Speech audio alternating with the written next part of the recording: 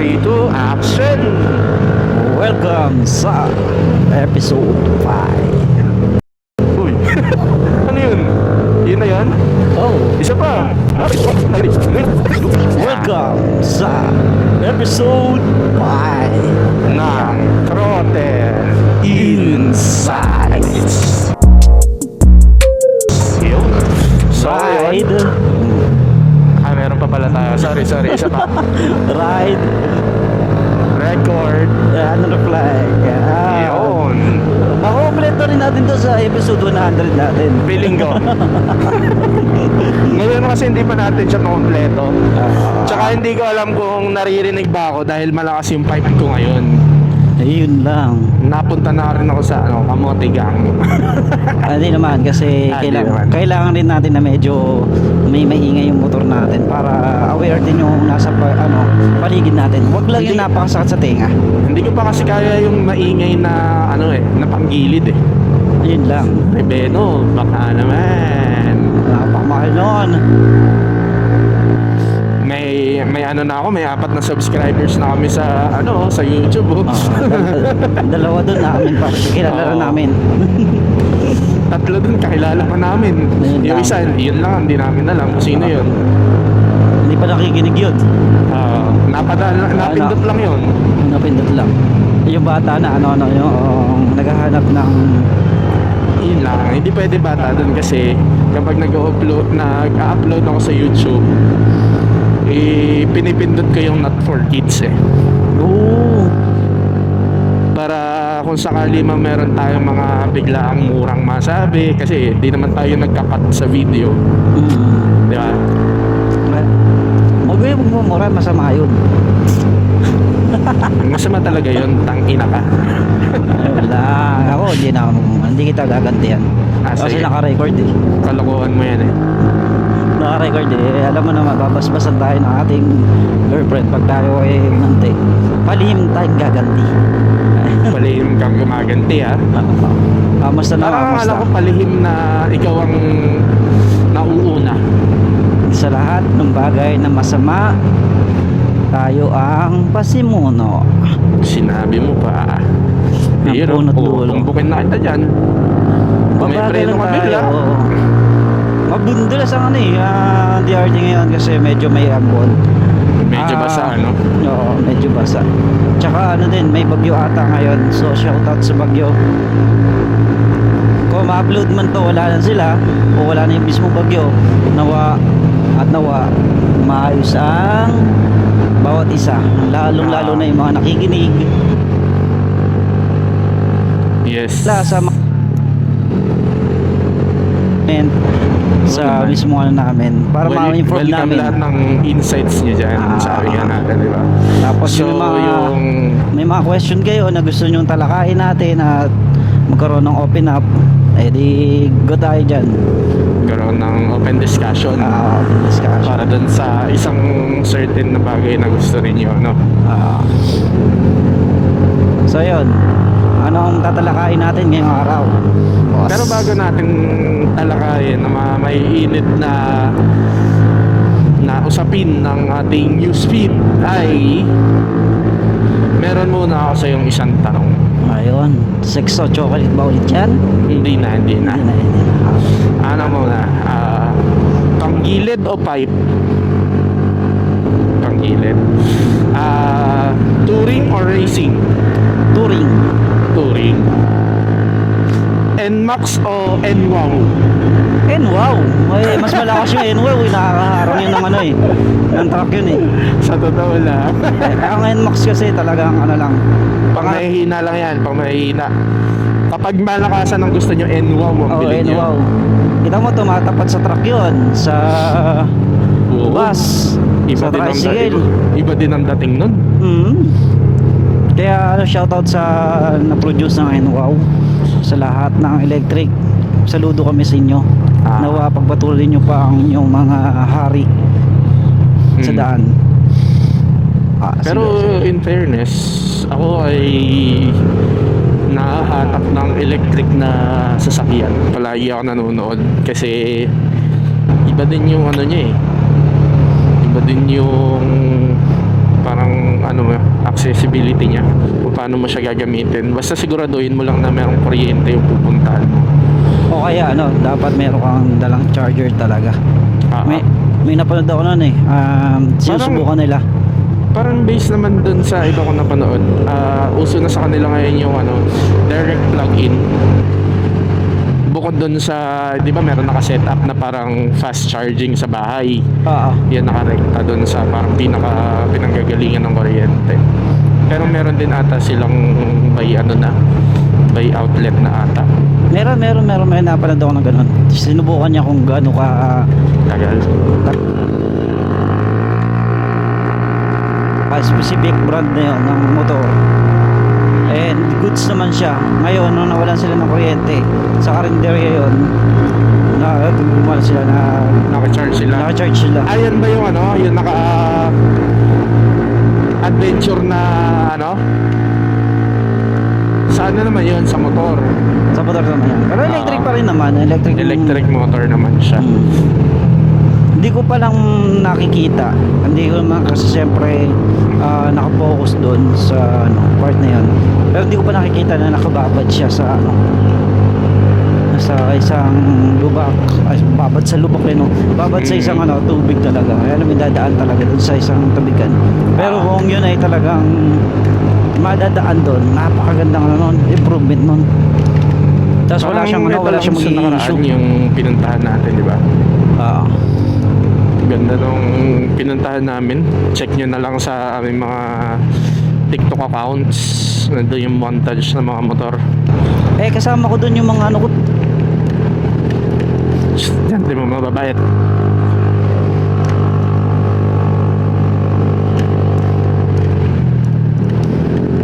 Yun na lang yan. Tapos documentaries. Documentary ni Cara David. Hindi Cara David. Ambon, sana maayos yung natin dyan. Yung nakikita ng camera. Oo, tsaka ingat din sa pagdadrive. Pag alam, pre, pinakatiwala dapat kayo sa gulong ninyo. Oo naman. Kung alam nyo, ingat-ingat na lang kayo. Huwag lang. Eurogrip Be Wild. Ikaw, ano yung sa'yo? Wala ko endorse. Bakala sila bumili. Malalaman naman nila yun kung ano yung makapit at hindi. Anong gamit mo ngayon? Tsaka anong masasabi mo? Corsa ako ngayon. Cross S? Crossa. Oo nga, Corsa na Cross S. Cross S. Pagka naman, maputik, okay naman siya. Kaya lang, pagka espalto, Na medyo basa. Medyo basa. Medyo kaya mabuhangin. Madulas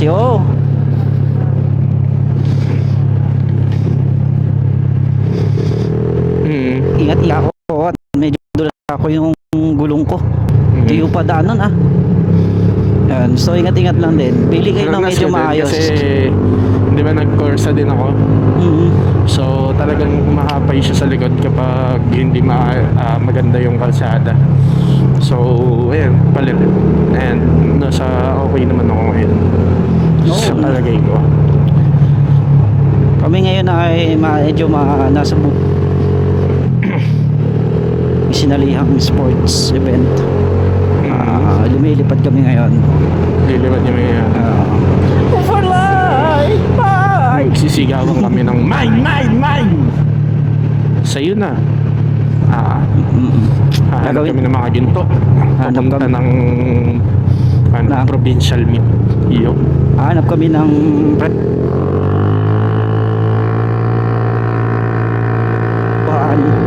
para sa ChatGPT. ChatGPT. Ito Para na, sa AI, dahil nasabi mo na ang ChatGPT at ang AI, ang pag-uusapan natin ngayon ay Paksilica. Ikaw ba, gaano katagal mo nang naririnig tong Paksilica na to? 3 weeks ago. And according naman sa studies talaga, for me sa Pilipinas na wala nang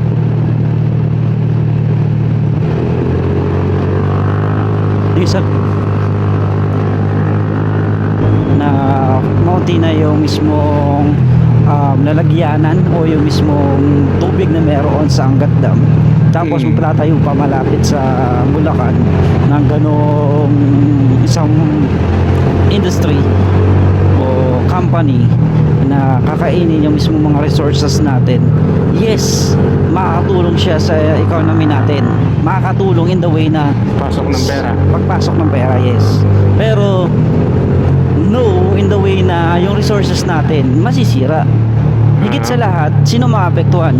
Tsaka kumbaga palaging merong ano yan eh. Merong negative side. Pro and cons. Hindi pwedeng kapit ka lang. Paniguradong merong mawawala. Oo. Hindi ano yan, hindi yan yung tipo na makakatulong sa bawat isa. Kasi hindi naman natin alam kung paano ano eh, makakatulong sa Pilipinas yan eh. Mm. Makakatulong siya in a way na may pera. Pero saan mapupunta ang pera? Yeah. Sa bahay nila. Hindi natin pupuntahan kung sino man ay yan. hindi pa ako Hindi ka ba? nagre-research about dyan sa Paxilica na yan, and maunting articles pa lang yung nakikita ko dahil sa pag-scroll natin sa social media. Pero based nga doon sa mga bagay na nakita ko, automatic na pumasok na agad sa isip ko yung no nga pagdating doon sa pagpasok ng Paxilica dito sa atin, dahil yung sabi mo nga mga resources na tayo nga minsan hindi na nakikinabang, di ba? Sila pa ang kukuha at sila pa ang gagastos ng mga yun. Tsaka may na-interview rin ako na isang local sa Pampanga. Share ko lang din. Malapit dun sa Angeles. Kasi Clark Angeles malapit lang daw eh. So na-interview ko siya. Sabi niya, kapag araw nagkaroon ng scenario na yung Clark, magkaroon ng airport sa Clark, which is meron naman talaga, yung bagsak ng tubig napupunta sa Maynila kasi pataas yung mismong ano natin eh, topography natin eh. So pataas yung mismong landscape natin. Magiging senaryo, yung mga nagiging tubig pababa. So saan mapupunta yung tubig? Sa Bulacan. Kung hindi pupunta sa Bulacan, Maynila. Diba? Ang ibig sabihin na mangyayari, Ibig sabihin, baha sa kanila.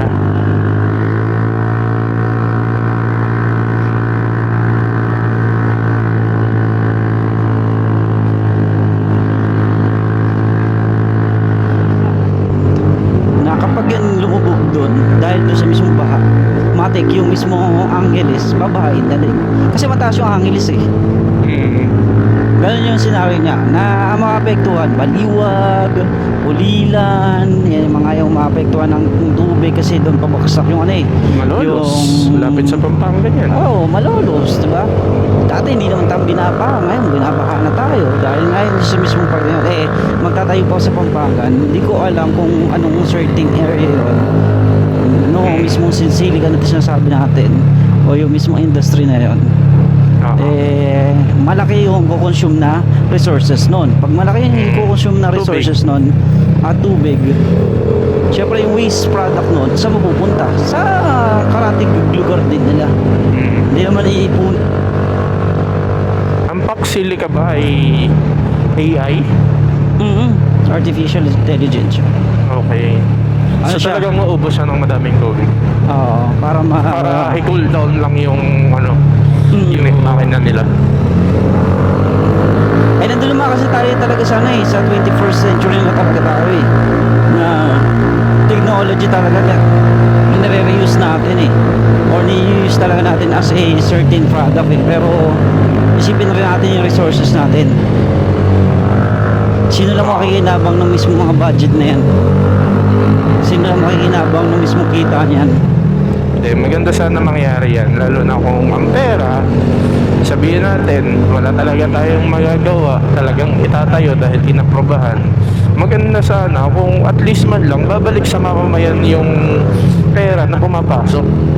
Magaganda yung healthcare system, aayos yung mga kalsada, magiging maganda yung infrastructure ng Pilipinas. Kung yung pera na yun na pumapasok nga bagong pagkukuha na ng pera sa kanila lang din napupunta, Yun lang, doon tayo merong problema. Oo. Makakawawa rin ng mga Pilipino yung samantalay ng resources kasi ang pinakaano natin, diba? Para yung South China Sea. Yes. Kaya nga natin kinukuha yan eh. Eh, ano na naging senaryo? Hindi natin alam kung Yun nga. yung maso. Ayan, Hindi basa na natin yung alam kung kalsada. ano yung mga pinagagawa na lang nila. Bilang yung mga guro. Sabihin man natin na alagaan ng kalikasan, tayo rin bilang nasa industry ng pagtuturo, pinupursyo rin ng nasa itaas na gumamit tayo ng isang bahagi na AI para mas ma-improve yung mismong ginagawa natin. Kaya lang syempre hindi natin o hindi pinaliwanag na iyon ay mas may malaking epekto sa Malaking epekto sa Boston Celtics. Pero malaking epekto syempre sa kalikasan. Hindi naman siya katulad yan na sabi natin kanina, di ba? Hindi lang siya basta meron ka nakuha. Kung meron ka nakuha, meron ka rin dapat ibigay dyan. Katulad yan, yung sa AI na yan, di ba?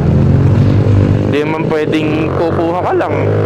Siyempre, kukuha naman ng AI ng mga resources, mga tubig na kinakailangan, mga iba't ibang bagay para gamitin niya at maging maayos yung paggana niya. Trabaho, di ba? Yung iba, ano nangyayari?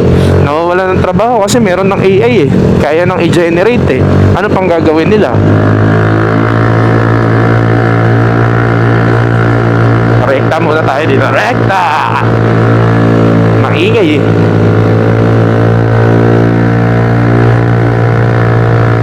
Yun. Wow. Hindi ba naaalala nung nakaraan nung hindi pa ako nakapipe? Kung kaninong motor yung napakaingay lagi? parang kung sa kasama natin yan. Tinapatan ko lang yung yapang mo. Yun lang. Sabi nga nila. Tapatan ang angas mo. Tapatan. Ito naman ay matagal na sa akin. Kaso tinatanggal-tanggal ko nga dahil Natatanggal siya. Ayop ka talaga. Kung nasan ako nakatapat, doon ka rin pupunta. Oo. Titingin ka sa side mirror mo! Tignan mo side Side niya, mirror mo, matagal na yan. ginagalit mo ako, ha? Share ko lang para sa mga viewers natin, sa apat natin viewers. Apat na subscribers, tsaka 10 viewers. Yung pipe niya, natanggal niya sa Sambales. Iyon ang umpisa ng sumpa. Ngayon, pagka pinapalitan niya ng kung ano-ano, natatanggal pa rin. Maganda naman yung tunog kasi, napuputol kasi yung bracket. Maganda yung tunog niya. Mayroong iba't ibang uri ng tunog yan eh. Minsan kalabaw, minsan baka, minsan Madalas, kambing. kambing.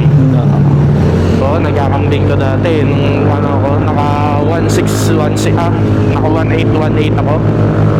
Tapos straight 11. Gaganda siya. Quality. Nagiging kambing eh. Maiba tayo. Sino matataya? Kung magmamahay ba tayo? Siyempre, ang nasa taas. Nasa Lalagyan taya sa ating usapan. May tanong ko ba?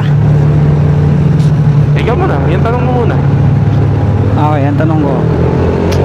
Ano ba tanong ko? Nakalimutan ko. Isip. Okay. Kung meron isang bagay na gagawin sa motor mo na iba sa hilig mo, ano yon? Iba sa hip. No. Ngayon kasi nasa nasa magandang model siya. So maganda yung pinapaayos ko.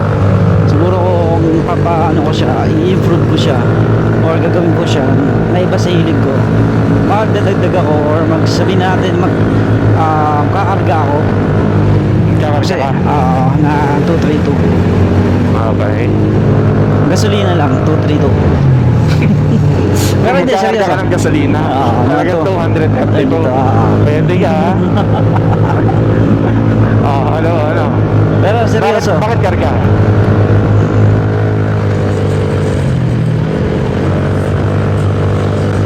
Yung mismong motor ko, pagka tumatakbo mabilis. Napakabilis talaga kaya. Oo, syempre, ngayong malayo nga yung pinupunta natin na inuuwian, hindi siya, Advisable. advisable. Hindi siya pwede parang daily, kumbaga. Pero kung babaguhin man at medyo malapit na ako sa area Pwede na naman yun kasi weekly naman tayo umuwi. Hindi ka naman araw-araw umaalis. sa taas ba naman ang presyo ng gasolina ngayon? Tataas pa next week. Draw ng 10, sabi nila. Ulit ba? Oo. Nag-aaway-aaway na naman sila dun.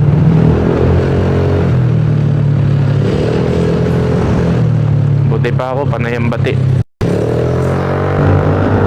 Hindi, Kaya pakikipagbati. oh. Nakikipagbati sa mga kaaway. Hmm. Kaya pala yung mayanig ang iyong higaan. Kaya pala, may nararamdaman ako doon na pusa lagi. Gago. Pusang hayop. Ako naman, siguro, isa sa pinaka-wild na pwede yung gawin pag hindi na ako mapakali talaga ay maglagay ng isang sidecar. Feeling ko, magsa-sidecar ako dito balang araw. Grabe yung Kapag ano na lang ako, kapag tinatamad na ako, siguro. Siyempre, siguro kapag meron kang bata na kailangan ihatid sundo, mga ganun. Tsaka di, maganda rin yung may sidecar yung yung gamit mo. Tsaka siyempre, yung sidecar naman na sinasabi ko, yung yung naka-set up, hindi yung normal na ano. Yung ibang bagay mo sa itsura ng motor. Alam mo yun? Alam mo yung sa mga 152 na classic? Yung ginagawa nilang parang pang World War yung nila. Maganda yung ganun. Ano ng World War to dati. Ganong idea naman. Pero pinaka-wild na yan. Sa Pasyo, na motor. Oo. Oo, nakikita ko nga yan. Tsaka rin meron nun isa. Masa ako nakakita. Nakaputi. Ang mahal naman kasi ng mga ganun eh. Ay, customize kasi. Yun na lang. Tsaka hindi na lang siya basta kinakailangan mo eh. May dagdag na angas na yun sa motor eh. Kahit sa, ano yun, naka-sidecar ka. Kaya yung sidecar mo maganda. Hindi nila pwedeng laitin. Oo. Sabi nila, ay bagay ito ah. Pero kung sakali man ay yan, iniisip mo na yan, di ba? Add lang ako ng konti. Kung sakali man maisip ko yun, baka maibangga ko lang kasi syempre, magiging tricycle niya yung NMAX eh. Diyos ko po. No, So, hindi mo na mapakawalan talaga yung dating buhay mo. Na kapag nakakahawa ka ng tricycle, ibinabangga mo. Kahit ano yan, banggain natin yan. Hindi na lang sa pader ngayon. Oo. Pwede ka ha? Hindi lang certain pader. Tuta. Shoutout sa tuta kahapon. Nagulat kami. Check. Nakawala ka. Ayun lang, may tao. Hello. Check. May tao. Hello? Hello? Hello. Nandito lang kami sa Aklet. Baka kayo yung naka-stay dyan. Hello. Sila tayo naka-stay doon Hindi ko alam. Kasi nawala eh. Meron mga naka-intong motor doon eh. Ayan. So, ayan ang kagandahan ng PrintCon guys. Nagugulan boy. Kung kani-kanino ako mo-connect, basta naka-on yung mesh mo. Hello, check. Check. Yun, okay na. Nagbalik na tayo sa dati nating landas.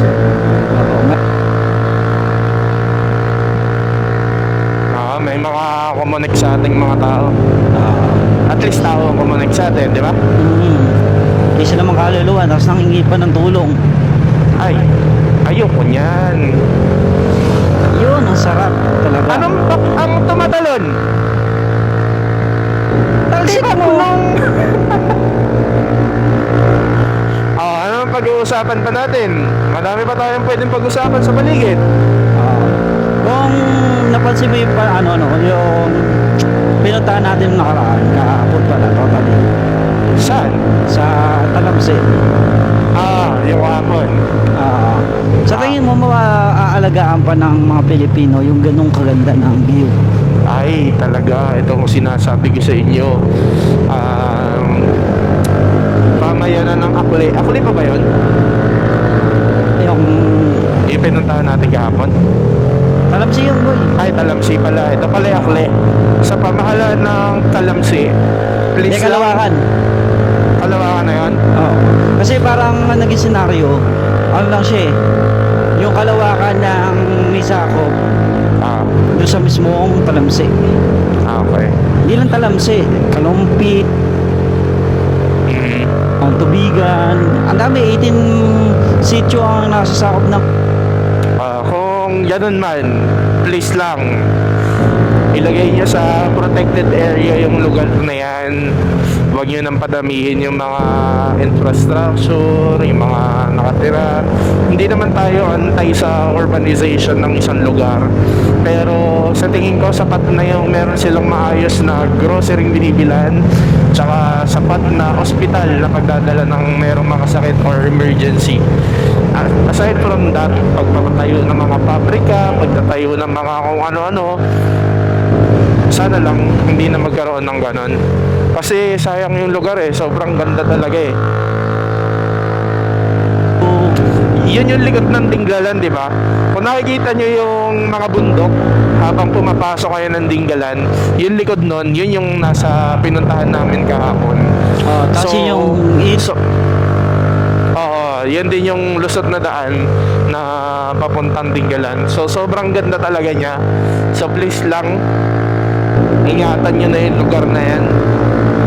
Huwag nyo na itulad dun sa mga ibang lugar na lahat na lang sinira para merong paglagyan ng mga malalaking kondo, malalaking ano man, na sana mas naalagaan yung lugar. Siyempre, mas madaming tao, mas madaming sisira ng lugar. Tsaka appreciate nyo din. Ayaw nyo ba na yung mga susunod na henerasyon o mga magiging anak ninyo makikita pa yung ganda ng kalikasan? Tsaka katulad lang kahapon, di ba? Yung pagpunta natin doon sa pinag-videohan natin doon sa kabila. Ilan lang ang nagpupunta pa lang doon, pero yung kalat sobrang dami na, mga bote ng soft drinks, mga pinagbalatan ng mga chicheria, ng mga anong tawag doon? Yung mga plastic. Oo, lahat ng klase ng plastic. So kung sa ganung paraan nga, ang unti pa lang ng mga tao, tsaka karamihan, taga doon lang din ang nagpupunta, nagkakalat, what more pa kapag sobrang dami na ng tao. Yan lang din, sana meron disiplina. Hindi pwede na galit lang tayo doon sa pinasurang ano yan? Binasurang paraiso ba? Paraiso. Di ba? Hindi pwedeng galit lang tayo doon sa binasurang paraiso kung paano nangyari yun. Pero paglabas natin, nagko-contribute din tayo para ibasura din yung iba pang lugar. Oo, tsaka huwag natin i-identify na, huwag na rin natin mindset na hindi naman ako na-apekto na yan ang bagay na yan eh. Kaya wala akong pakialam, huwag nang gagawin yun. Lahat tayo may pakialam, basta't nakatira sa Pilipinas, may pakialam ka. Di ba? Tsaka yung iba pa na, hindi, bundok naman to, hindi naman to, hindi naman to babahain eh. Oo. Ano nangyayari ngayon sa, sa Baguio? Di ba? Ang dami ring baha sa Baguio ngayon. Hindi, rin yung sinasabi nila na hindi nila alam. Lahat tayo may alam. Basta't kalikasan na pinag-uusapan at alam mong nandun ka, alam mo kung ano yung karapat dapat at tama sa mali. Elementary pa lang, tinuturo na sa atin yan. Segregate ng basura. Bukod sa segregate ng basura, saan mo dapat itapon yung basura mo? Ang problema lang, hindi natin sinasabuhay yung mga bagay na sinasabi natin or yung mga bagay na itinuturo sa atin. Dahil nga yun, katulad ng sinasabi mo nga kanina na tawag dito, na hindi naman ako nakatira dito, hindi naman babalik sa akin to. Lahat tayo epektado pagdating ng panahon. Oo. Ay, may tanong ako. Sige, asbad. Kung merong hukuman para sa mga nagkasala sa motorsiklo, Kung merong upuan sa mga o specific sa motorcycle na mga motor talaga, literal, ikaw ba ay yung na perwisyo? Anong ibig sabihin mo sa upuan? Hukuman. Ha? Hukuman. Hukuman na ang nadadamay ay yung mga nakamotorsiklo. Hukuman para lamang sa mismong pagmumoto. Ikaw Ako, ba agree ako dun. Kung bakit ako magiging agree, kasi dun sa isang specific na bagay, halimbawa, nagkaroon ng isang hukuman para lamang sa mga nakamotorsiklong merong kasalanan, feeling ko mapagtutuunan nila lalo ng pansin yung mga ways kung bakit nangyari yun. Feeling ko mas mapag-uusapan nila kung tama ba na ikulong to, sino ba talaga ang merong mali, kasi ibang perspective ng may sasakyan sa nakamotor eh. Ibang ang pagmamaneho ng 4 wheels sa pagmamaneho ng may dalawang gulong lang. So sobrang daming hazard. Ngayon, bakit nangyari ang isang aksidente? Feeling ko kung merong isang hukuman na magfo-focus para doon, makikita nila lahat ng right and wrong side ng isang tao na nagmumotor. Kasi yun yung ano nila eh. Kumbaga specialty nila yun. Hukuman. Dan? O ikaw yung Hayop ka. Actually, hindi ka maalam at ayaw kong sabihin, kung ikaw nga ay agree sa part na yun, Hindi sa nga. tingin mo, ikaw bilang taong, ikaw ba yung una, kunyari ikaw yung una, sa tingin mo, ikaw ba ay nasakdal, nakasasakdal, o ikaw yung naapektuhan? Pag sinabi natin naapektuhan, ikaw yung mismong nabangga, na aksidente. Hindi. Oo. Ako ang gusto ko lang sabihin, eto kanina pa to, baka masaksak na kita eh. Ayaw mo kong patapusin eh. Yan. Sige, ginagalit mo na naman ako. Magro-road rage ako dito. Sige. Ganito. Patulad nung sinasabi ko kanina na as much as possible, syempre, gusto ko na andun lang ako sa nadamay. Pero hindi natin masasabi yung pagkakataon. Minsan, hindi naman tayo perfectong tao. Meron tayong mga pagkakamali na possible na magawa natin in the future na hindi naman natin sinasadya, pero nangyari siya. Kumbaga, syempre, bilang tao, bilang nagmamaneho, bilang driver, gusto mo na hindi ikaw yung makaka-aksidente. Di ba? Ayaw mo na merong madadamay na iba kapag ikaw ay na-aksidente kasi nga cargo pa ulit ng konsensya mo yun. Ano yung sabihin natin? Napatay mo. Kung sino man yung nadamay dun sa aksidente na yun, di ba? So, kung ako ang papipiliin, mas pipiliin ko na madadamay na lang ako kaysa ako ang maka-aksidente. Mas gusto mo nakadamay ka na lang. So, ikaw yung Pero as much as possible, ayoko din naman perwisyo baka panggahin nyo ako. Okay. So, ayaw mo dun sa dalawa. Yes. Siyempre. Pero gusto mo yung hukuman na yun. Oo. Siyempre, tulong yan para sa bawat isa eh. Kung bibigyan mo ng 3 rule, yung batas, 3 batas na talaga nakapokus sa hukuman na yun, ano yung mga yun? Ano? Ba't ba puro ako sumasagot? Hindi, syempre ako kasi kung ano lang yung sagot mo, na naman tayo eh. times 2 lang ako dun eh. Sorry. Bigyan na lang kita ng katana mamaya. Sige. Ano tanong mo? Kung magbibigay ka ng 3 batas na nakapaloob doon. 3 batas. Batas mismo? Batas mismo, yung naisip mo ng batas, ipapa-approve mo na batas na nakabase doon sa hukuman na yun. Ano yung mga yun? Kung batas ang pag-uusapan natin, siguro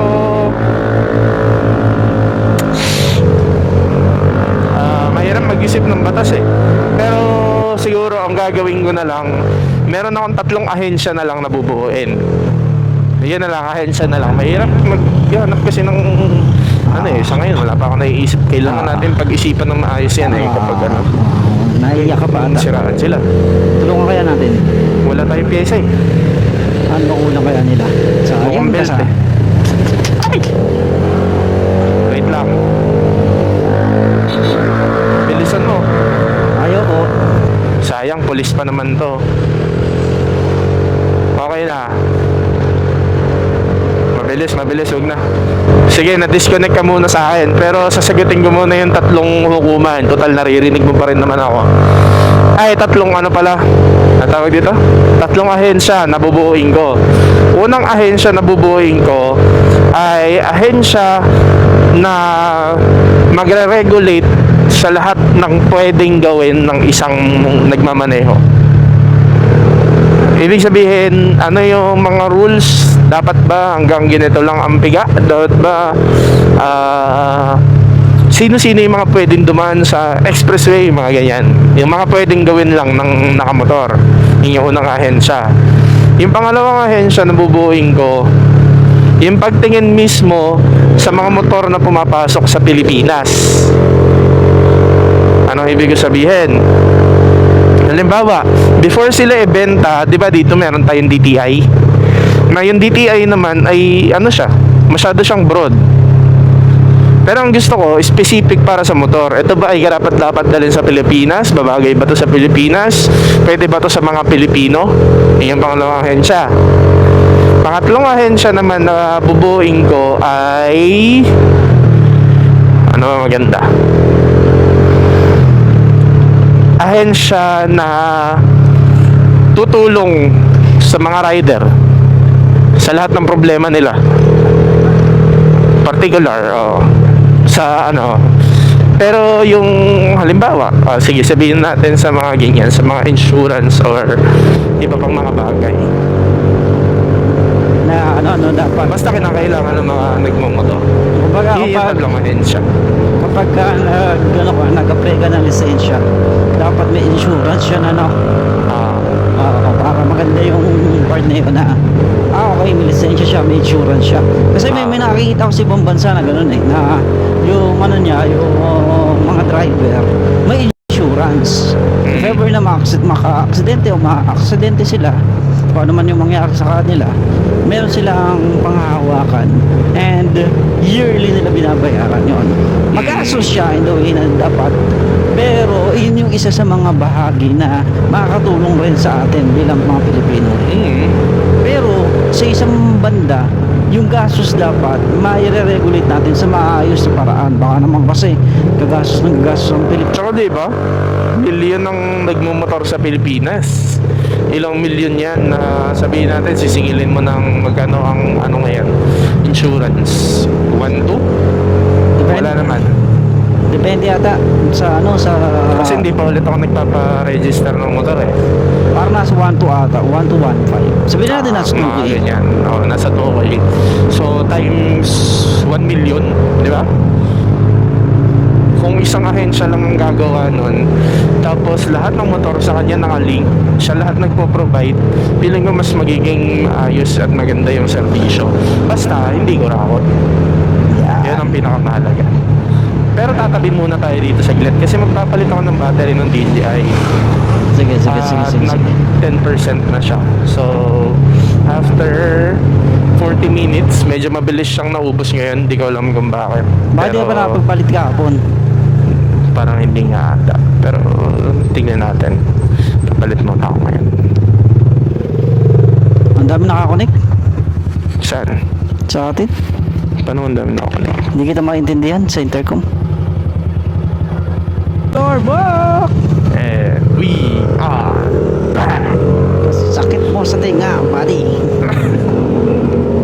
Ayan, nakabalik na tayo at nagpalit lang tayo muna ng baterya kasi hindi nga ata ako nakapagpalit simula kahapon ng battery ng DJI. So mabilis siyang nalobat. Kadalasan kasi kapag ginagamit natin to hanggang makauwi pa ako ng bahay, meron Sakto pa lang siya. no? Oo. halos 1 hour and mga 40 minutes, 50 minutes, ano? Bakit? Nawala ka? Nawawala ka, buddy. Hello? Narinig mo ako? Check. Buddy. Naririnig kita eh. Buddy. Alisan ako. Ang daming mga nangyayari sa paligid. Check. Check.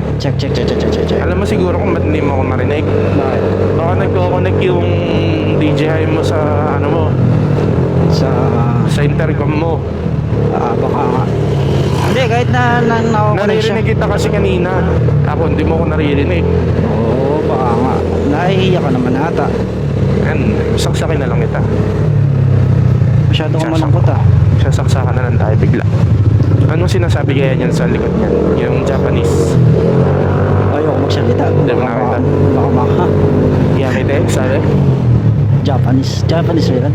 Yamete. Hindi, I mean ibig Japanese sabihin, ba yun doon? Di ba Chinese nakasulat. yan? Japanese Japanese, ata yun.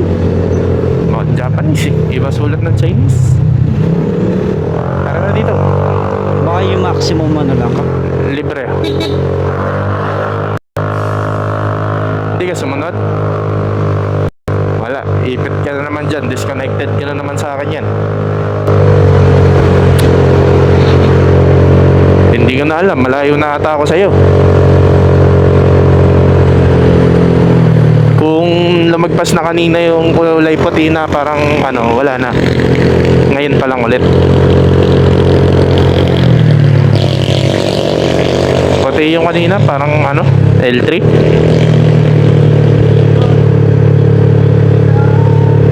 Napakatagal mo naman. Ang dami na naman disconnect. Nakakabuisit. Mahihirapan na naman ako mag-edit. Maganda kapag walang disconnection eh. Tuloy-tuloy yung video, hindi na ako nag-i-edit eh. Maganda Parang yan. yung pinaka-frame na lang yung inaayos ko, hindi na ako nagkakat. Kapag nagdi-disconnect kasi eh. Saan ba tayo pala? Laura pa tayo? Laura. Punta tayo ng ating mahiwagang Laura. So ano pang pag-uusapan natin? Meron ka pa bang mga tanong na gusto mong itanong? Mga bagay na kailangan pag-usapan? Kung susumahin, ito lang pinaka ano ang magiging advice mo? Tragis ka. Nagmumotor lang tayo ah. Ay, Hindi, kung may advice mo ako sa bagong henerasyon. Kung may ipapayo ka sa pagmumotor sa sa sarili mo, sa mismong mga bagong henerasyon nga, o yung sa mga nakikinig na lang, sa mga viewers natin, ano ang feel mo, maipapayo mo na kailangan nilang tumatak sa isipan nila? Ako? Siyempre, ang ayoko lang naman na gawin ninyo ay maging parte kayo ng mga kamote. So, huwag kayong maging kamote. Gawin nyo kung anong ikasasaya nyo. Gawin nyo kung anong build ang gusto nyo gawin sa motor nyo. Huwag kayong magpapa-apekto sa ibang tao sa sinasabi nila. Lagi ninyo sundin kung ano magpapasaya sa inyo. Tama naman. Akin ang siguro may recommend ko, o may ko sa kanila, papayo ko sa kanila, huwag kayong matakot magkamali. Bili muna tayo ng tubig dito sa Alphamart. Pero habang sinasabi mo yan, sige. Huwag kayong magkatakot magkamali. Hindi, totally, nakakatakot magmotor sa unang bahagi, pero pag na-enjoy naman siya. Tsaka huwag kayong matakot na magkamali sa mga nangyayari. Siyempre, minsan katulad yan, aatras siya, tapos lumikod ako, mali ako dun. Ayan, yung mga ganong scenario. Kala natin papasok siya. Meron ko pang tayo sa kanila. Wala na? Wala na. So yun, maraming salamat lang sa pagsama sa amin dito sa aming biyahe. Sana kung meron ko natutunan, i-follow mo kami sa aming mga TikTok accounts. Sa akin at Gem Ventures. Sa'yo? Tiny Rides sa TikTok. Ayun. And syempre, dito sa YouTube, paki-follow kami. at Throttle Insights. And sana magkaroon kami soon sa Spotify kapag naging maayos na. Siyempre, palambing sa mga follows dyan, hindi lang dito sa YouTube, pero pati sa TikTok. Kung may napulot kayong aral. Kasi doon kami mas na share minsan nung personal naming bagay tungkol sa motor o yung mga montage ng motor. So, yun lang. Maraming salamat. Ito ay kwentuhang may saysay. At syempre, hanggang sa susunod, ride safe. Hanggang sa muli natin pagkikita. Sabi nga ni Goku, Hami-hami wave. paalam. Sabi ni Goku, hanggang sa muli natin pagkikita. Paalam. Pakala mo, hami-hami wave. So, yun lang. Ako si Jen. Ako, si Tiny. At ito ang Throttle Insights. Kita-kit sa susunod na rides. Peace out. Bye-bye.